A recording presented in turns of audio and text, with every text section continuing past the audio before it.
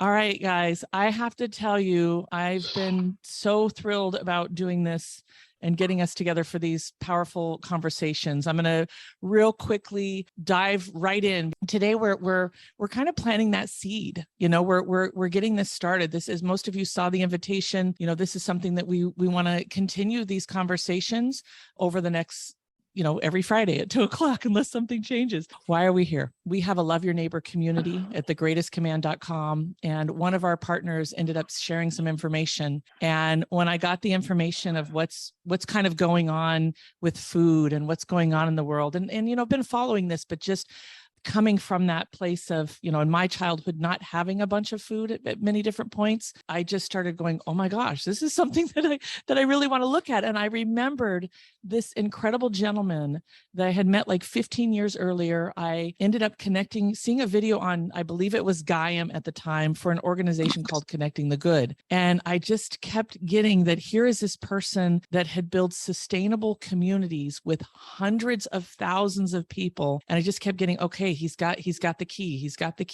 this way of, of really expanding it. And so we ended up working together a number of years ago, but ended up reaching out. I would have to say it's been, I don't know, a few months ago. And he is here today to really share what's coming, what we've been working on, and why you're here. And so he is helping me and my area in Brevard County, Florida, to build this food ecosystem. And what I asked is, can you guys come in and audit?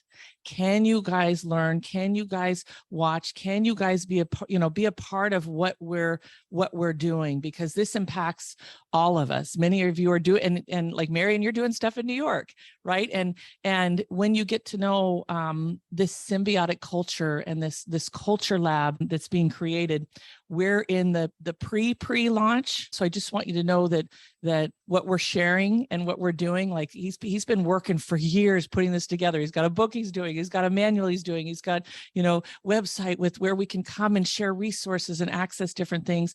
But you're getting the behind the scenes. You're getting to be able to audit because I just said, I can't wait. Richard, I want to do this now, and people want to do this now and want to be a part of this now. And so my goal and intention is that each and every one of you can connect with that inspiration that I have, because what Richard is creating, what we get to co-create, is that there's so much abundance in the world.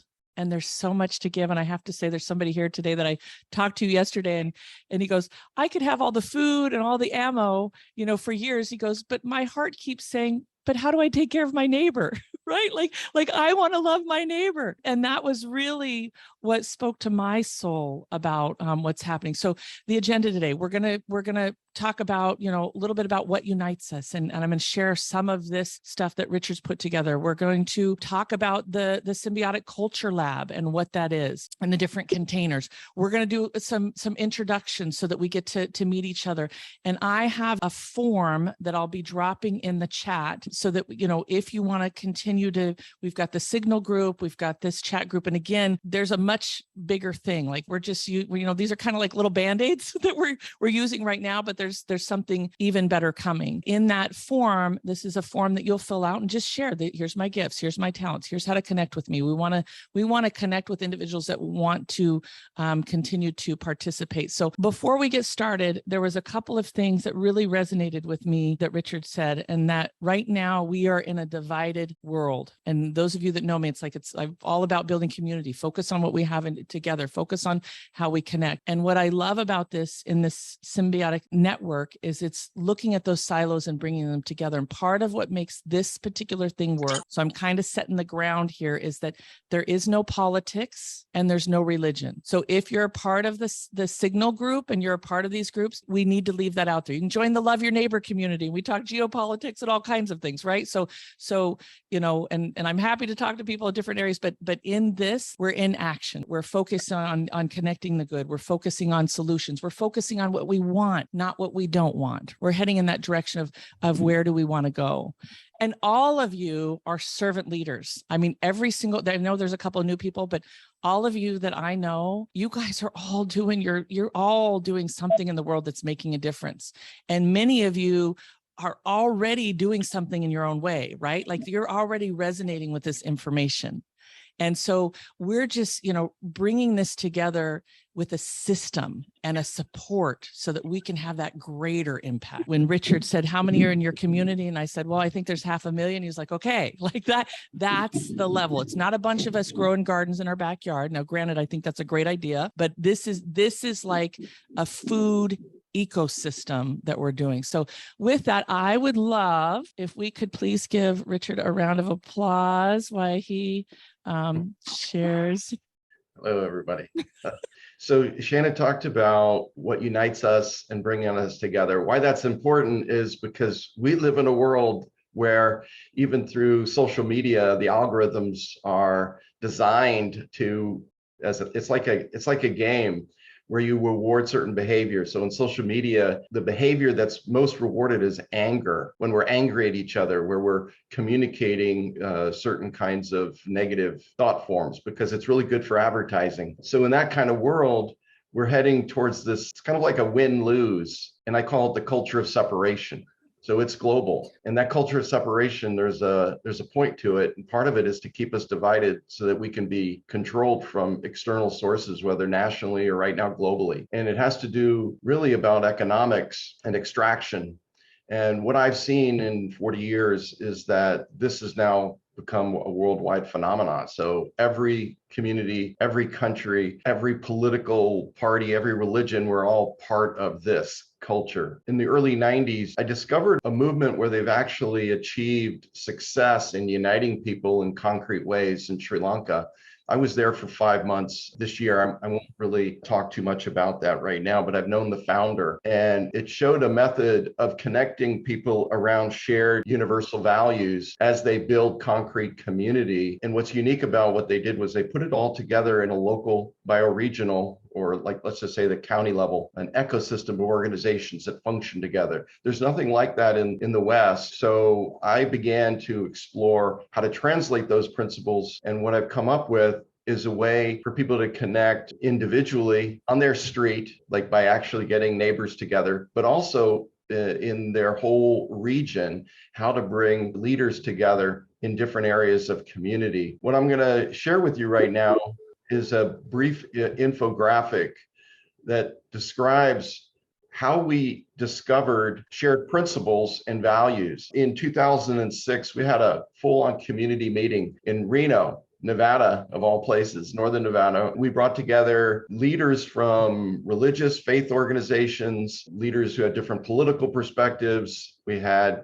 government officials, we had activists, we had people from nonprofits, from the private sector. Everybody came together. And we asked the question, what is it the major challenge that American society faces, in particular our community? And they said disunity, the fact that we're not able to work together. We led the community in a crowdsourcing way of determining, well, what is it that we share? We're not reinventing anything new. The golden rule in one form or another has been a legacy of humanity across culture, across religion, probably going back 10,000 years. That's an example of a shared principle. Charity begins at home and self-rule. Those concepts of personal accountability, not blaming other people, just taking care of yourself and your family and your street and your community is something that people just instinctively know. It's something that's really part of the legacy of humanity. Acknowledge something bigger than yourself.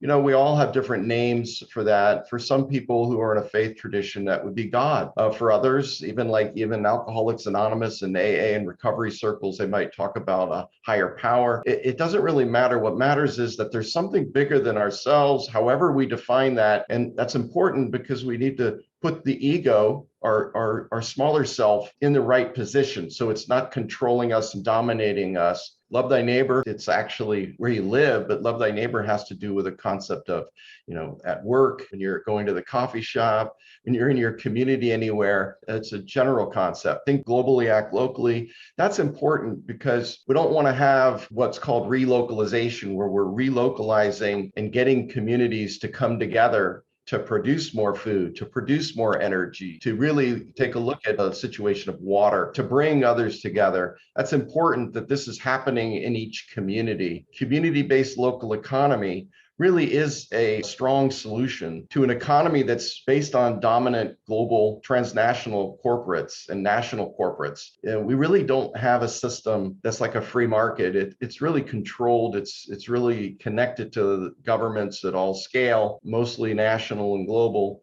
So we're really focusing on how do we build this local capacity. What we've learned to do is build a connected organism. You don't need to build a new nonprofit or a new for-profit organization to accomplish these wonderful actions in a community. You really don't. You don't need full-time staff. You don't need money. You just need a new kind of distributed network, which we figured out how to build. So what we also determined is that these values of love, integrity, courage, service, and respect, and their subsidiary values are parts of our consciousness, like compassion. Compassion is a part of our character, our nature. Now, some people would say and argue, I believe that it comes from a divine source.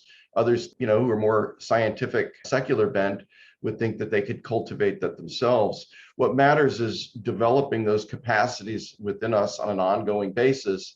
And the challenge in today's culture of separation is that we are challenged to sacrifice these universal values in the service of a larger global economic system whose primary aim is a materialistic one. It's all about consuming. It's all about money. So those are the driving values of our global culture. And these other values, these spiritual values that we have and hold dear, it's a real challenge. We're challenged to sacrifice them. In my business, I have this challenge right now with one of my clients who all of a sudden, after 3 years of having a win-win relationship, just shifted. They've got some new person that's involved. And what am I going to do? How am I going to address it? So this is where the rubber meets the road. It's important. So how do you apply these shared principles? And how do you apply these shared values?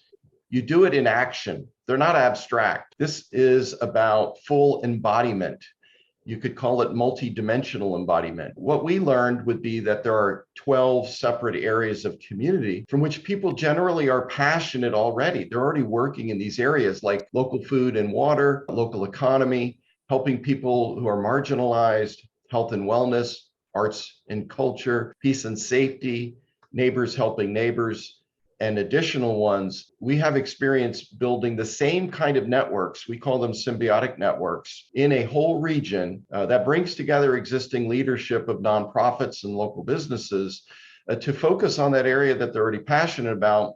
And we've built these distributed networks now over 40 years, and we're ready to put it all together and to share and train others to do that in what we call Symbiotic Culture Lab, which is a training network of people that are interested in stepping up, potentially like yourselves, who are already doing good, who are already successful within yourself, within your family, within your collective that you're working with. And what I am coming forward and saying, there's a bigger collective that we could be part of, whether it's to the whole community that we live in and beyond, to our nation, to our whole planet. And it's a matter of being able to hold space and learning how to hold space for that kind of greater collective impact. And we all have the capacity to do that. It's sometimes challenging because we're preoccupied, obviously, with maintaining our own bandwidth of what we're already accomplishing, but we need to step it up. That's really the message. It is possible, and we can do this. We can build a new culture that rewards intentional mutual benefit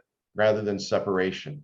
So one of the things when Richards talks about stretching is that not only am I looking at my county, but I'm looking at my state. Today, I went to a symposium for transportation. And when I know that being divinely guided, it's like the first person that I sat next to or ended up talking to works with the planning and development of 8 counties. And they actually have a map of all of the farms and apps. And he just said, oh my gosh, we've got this whole app that shows you all the farmers and who the farms are in these 8 counties.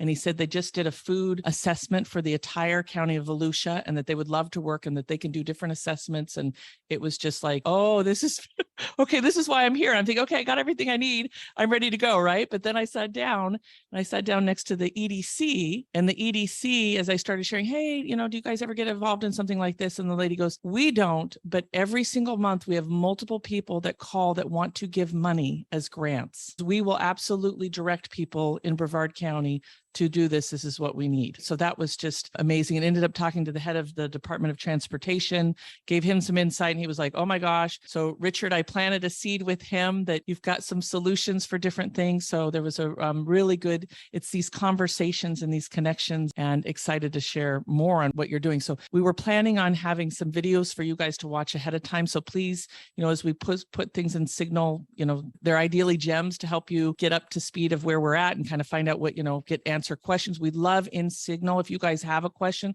to ask in Signal, because that way everybody can learn and grow together. Next week, Richard's going to go through what we've built so far and actually give me live training, and you guys are going to be able to watch kind of what we're doing and the feedback that he gives based upon where we're at. Now, some of you may already have some things too, so you can reach out also and we can explore that. So the Symbiotic Culture Lab is, Shannon has been just really generous with her time. She approached me regarding, being able to get the word out. So it's really an education and training organization. And there are 3 areas of building a culture of mutual benefit. So that's what we're really talking about. These challenges, many of us might look at it as primarily political, change some external policy at, say, a national or global level. It's my belief that, while reforming the system might be necessary to hold the line, ultimately, it's ineffective. We need to go beyond trying to reform the system. We need system change. Many people understand that that's in the realm of spirituality, consciousness, but culture. How we treat each other, how we pass on a legacy with each other, how we organize our communities. We can't really have any direct impact on what's happening globally or in our country, but we can have an impact where we live. So the first level would be an individual stepping up and really getting support for practicing these values and principles locally. That's something that Symbiotic Culture Lab will engage, help a person who's interested develop a team, like a pod in their community that will focus on these values in context of action. The second level would be those individuals that want to develop a street pod. So we've have experience over the decades of the most effective and really simple ways of connecting on a street, which includes sharing needs and offers, identifying the unmet or invisible needs. You could have a senior on your street and nobody knows about. Maybe they don't have local family. Maybe they don't have any family. This is how people can directly support one another. Plus, connecting backyard farmers on a street. It's a more proactive way of being rather than waiting for what could be supply chain shocks globally. It's taking action. That's the second level. Third level is building community-wide networks in 12 areas of community. We've been really focusing on one area, which is food production. It's going to be the most important. It is the most important. It is the most basic, and people can generally, of all political, religious persuasions, who are potentially involved in this quote unquote manufactured culture war that we're involved in, where we're kind of seemingly in a battle with each other. This is an area where we can come together irrespective of our particular silo or tribe that we may be in. Next Friday, Shannon and I are going to start the process for how to build something, a food system network in Brevard County, Florida. Now, remember, this is an example of the principle that can be applied to any part of community. Like, you can bring together arts and culture, people in that sector of your community, if that's what you're passionate about. But we're focusing on food. So communities generally, based on the nature of our fragmented society, fragmented communities form clusters of organizations. In this case, you can see we've divided up a food system based on producers, consumers. Sometimes there's a farming hub. Farmers actually are connecting in many communities in different dimensions. So it's a continuum. There are also farmers markets. You could have food banks. They're concerned with food insecurity. I was actually director of the San Diego Food Bank, so I have some other experience in the food industry. Food co-ops, I built several of those over the last 30 years. Could have restaurant associations. Those are consumers of local production. So phase one is to really identify and map an existing food system. The second phase is actually after you've mapped this out, and I'm going to show methods of doing that really simply without having to use software. with simple searching, and Shannon started that in Brevard County, is identify who the existing players are. Sometimes there's already amazing efforts happening. It's just not all encompassing of the entire food system. You might have a food hub that connects farmers, grocers, and restaurateurs. You might have a restaurant association, but you may not have these other elements. The idea is to figure out a way to put the entire system together so every single food-related organization and business, as well as local government, municipal, and county that deal with food and food insecurity, are going to be able to eventually be at the table and find each other in an open, transparent network. So next, once you bring the folks together, you have an actual first meeting. It might take you a month to collect all the information. You don't immediately start by bringing a big group of people together. That is not effective. What's effective is getting people identified who are already in these clusters, people that are already making a difference, that already have networks, in this case, in the food system. And then there's an alignment on what we call symbiotic culture DNA. So it's those shared principles and values, the needs, what is the intention, what are the goals, but really also what is this unique network structure. So a symbiotic network is a really unique distributed network that is not like forming a new organization. It doesn't become something that's like a separate project in the community. It literally connects all of the related leadership within an area, like in this case, food. It builds the capacity to have a distributed network. It really looks like blockchain. It's not a decentralized network. It's not a top-down hierarchical network where there's dominance hierarchies. It's a distributed network.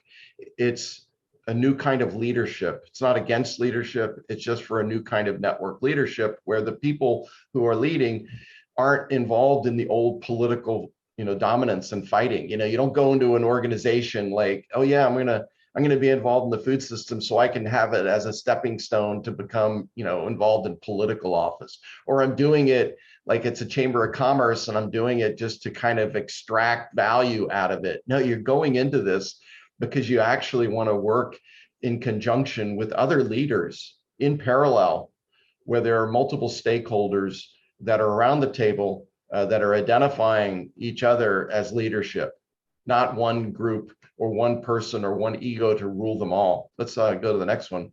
So that's how you start. You start small, and then it doubles in size to maybe 15 leaders, hub leaders, and they're still around the table, and they go through the same process of aligning with those values and principles, which are really important, those principles and values that relate to spiritual development, which has to do with embodying those values. It is not about belief, it's about embodiment of these principles. That's the missing ingredient today in our more secular society, is that we've thrown out these principles because it's really a challenge to figure out how do we deal with all these different religious faiths and spiritual perspectives, and yet keep a separation with government, which needs to happen. But how do we, this is a different question. This is how do we embody these principles? So it's not about belief, it's about, making the golden rule an operating principle for how we operate ourselves, our street, our organization, our business, and our government locally. How do we do that? Well, we do it by action. We don't do it by trying to change a law. We do it by embodiment, which many of you obviously are doing that successfully. It's now, how do we step up the game? How do we connect all the folks that are already doing good, their networks, so we can aggregate all of the social capital, the spiritual capital, the financial capital, the cultural, political capital together at a regional level. And then the final phase is where you have, actually it takes you about 60 days in this process to come together individually in small groups. And then this is the first public meeting. So this is one of those things that happens invisibly. This isn't a highly public or political process where you have government involved and then there's media that's somehow, talking about what this is. This is a behind the scenes weaving of community, and it's not political in that sense of infighting. It's the opposite. It unifies the whole community until they're able to function. And at that point, it becomes public. What we did in Northern Nevada, in Reno, we started that in 2005, and we built a network like that. And we had several hundred farming, food-related organizations and businesses, local government, and we ended up connecting hundreds of thousands of people who are the constituents of those networked organizations. Okay, I'm done. Thank you for letting me share. Oh, no, I think it's awesome. And so can you guys see how this same principle can be used to help small businesses or to help an art district or to help the home? Like, that's what's so beautiful about this culture lab. And what this is like these same principles can be used to help overcome various things. And so right now, we're on a mission to imagine in the next 60 days, imagine the next 90 days in your community being able to create that sustainability. If this is something that you're interested in, please let us know and join us on this journey. Richard, is there one piece of advice you could give somebody right now, take action that they could do to get started in their community? I believe that the first thing to do is to kind of look within, and then kind of really, we go out and just do our daily normal life, whether it's in business, in community, interacting with people, is to start to expand our capacity to look at every interaction and relationship as intentional mutual benefit. So actually reflect on that. Like you go into a coffee shop and the barista, maybe they're mad, angry about something, and that they spilled over to you. Imagine being able to have the capacity of being aware that, well, I don't really like that when someone does that, or why are they mad at me? To go from that state of consciousness to, wow, I wonder if they had a bad day. Maybe they got in a fight. Maybe their kid is sick or something like that. And imagine transforming an interaction like that is so straightforward and simple that might happen into one in which you actually care about that other person, and you hope that they could come to a place where they could smile at the end of the interaction. To be able to go through that whole process of getting triggered, which is normal. I mean, it happens to me. This is an ongoing thing. There's no perfection. There's just consciousness and awareness of this. But be able to get to that state of awareness helps to unleash a greater power within us, a greater capacity to transform all of the situations that we're involved with, whether they're business or personal or family. I believe that's a prerequisite for being able to continually expand our ability to affect greater and greater collectives, beyond us. So I don't know if that was an answer to your question, Shannon. That was a perfect answer. No, that's a perfect answer. So with that, we're at the top of the hour. Thank you guys so much for being a part of this vision.